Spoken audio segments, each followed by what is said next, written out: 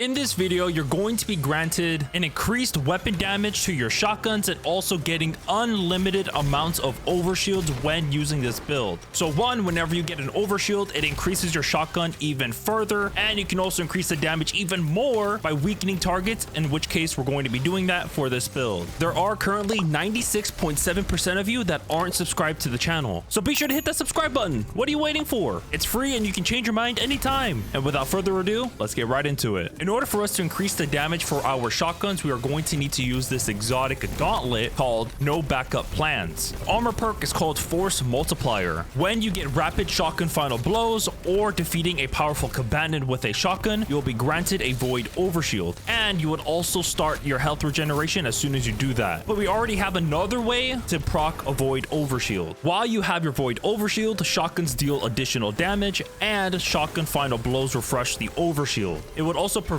a moderate benefit to shotgun airborne effectiveness and reload speed. The one that we're mainly focusing is the reload speed. For the subclass, of course, we are using the Void subclass, aka the Sentinal. The super I do recommend using is Ward of Dawn because it gives you another Void overshield, and it also increases your weapon damage whenever you go inside the bubble. For the class ability, I do recommend using Rally Barricade because the base cooldown is much less than Towering Barricade. So in this case, the Rally Barricade is 38 seconds. We're gonna need to cast our Barricade in order for us to proc another Void overshield. For the Void melee, you can choose any of the melees you would like, but for me in this video, I'm using a shield throw. And you can also get a overshield by hitting a target with your shield throw. Now for the grenades, we are using this Vortex grenade, which will increase our damage to shotguns against major targets. For the aspects, this one will allow you to proc an overshield whenever you cast your super or whenever you proc your barricade. So as soon as you activate your barricade, it will grant you and your nearby allies an overshield, and it would also slowly regenerate your overshield whenever you're behind the barricade. For the second aspect, whenever you have an overshield, your grenade recharges faster, and you would also have increased melee range and damage, and also whenever you get a melee final blow, it would extend the duration of your overshield. So with those two fragments in total, we are going to be having 4 fragments. Without further ado, let's head to the first fragment. This fragment will allow you to weaken targets with your grenade, but you would also get minus 20 discipline. The second fragment will allow you to generate another orb of power and also spawn in a void breach whenever you defeat a weakened target. With a void breach, whenever you collect it, it would grant you class ability energy, and for this fragment it will give you minus 10 intellect. The third one will allow you to proc devour whenever you pick up an orb of power or a void breach. But sadly, for the titans, you're not going to get the full benefit of devour, because back in the day you would get full HP per kill. Now you're going to get half HP per kill, and you would also get a minus 10 recovery stat decrease. Last but not least, this fragment will increase the duration for devour and an overshield,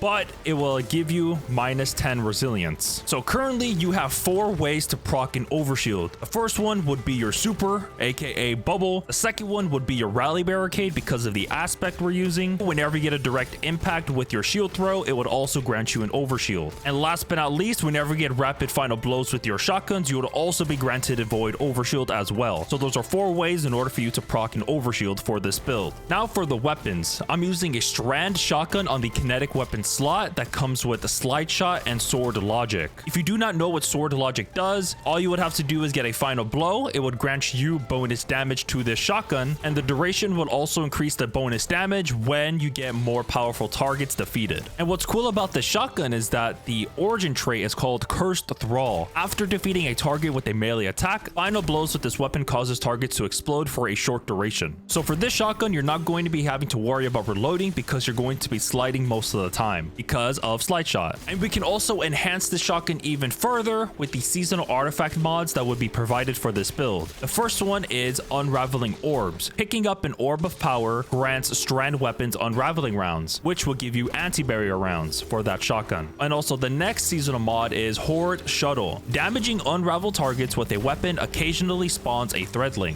For the energy weapon, I'm using the solar hand cannon that comes with explosive payload and incandescent. I'm putting the solar hand cannon because of the seasonal artifact mods. This one, whenever you get a rapid precision hit or rapid solar weapon final blows, it will grant you radiant. And whenever you become radiant, your solar weapons will apply scorch to unscorched targets. And what's the best part of this hand cannon is this one. Whenever you're radiant, solar precision final blows causes combatants to ignite. And yes, this is a hand cannon, so you are going to be stunning unstoppable champions because of the seasonal artifact mod, unstoppable hand cannon. Now for the exotic weapon we're using for this build is an arc shotgun called the Legend of Acrius. This shotgun hits like a truck if you have the catalyst on, which is insane. Here's what it does. It increases the ammo reserves and it would give you trench barrel. After a successful melee hit, this weapon gains increased damage, handling, and reload speed for a short duration or until 3 shots are fired. And if you do have the catalyst, it would bump your reload speed all the way up to 60, so it would give you plus 40 reload speed. For the intrinsic trait, it's called Shock Blast. This weapon fires blasts of high damage arc energy that over penetrates enemies. So basically, it hits like a truck. So currently, for the champions that you can be able to stun are anti-barrier champions because of our shotgun, and 2 unstoppable champions because of our hand cannon we're using. The stats for the build, your main priority is to go for resilience because it would reduce the cooldown of your class ability, because remember, we are on Titan, so this one enhances it even more. Increases the amount of damage you can take before dying and increases your shield capacity, and it would also reduce the damage taken from combatants by 30% if you have tier 10. For the second stat, I do recommend going for discipline because we're mainly using our void grenades to weaken targets, so by having tier 10 discipline, it would decrease the cooldown for our grenades even further. Without further ado, let's head to the armor mods for the build. Let's start with the helmet. The first mod is Solar Siphon. Rapid solar weapon final blows creates an orb of power, so whenever you get a double kill or more with solar weapons, you'll be granted an orb of power. The next 2 armor mods are for your ammo reserves. The first one is Special Ammo Finder, increases the drop chance of special ammo on kill. The next one is Heavy Ammo Finder, increases the drop chance of heavy ammo on kill. Now for the gauntlets, the first one I'm putting is Firepower,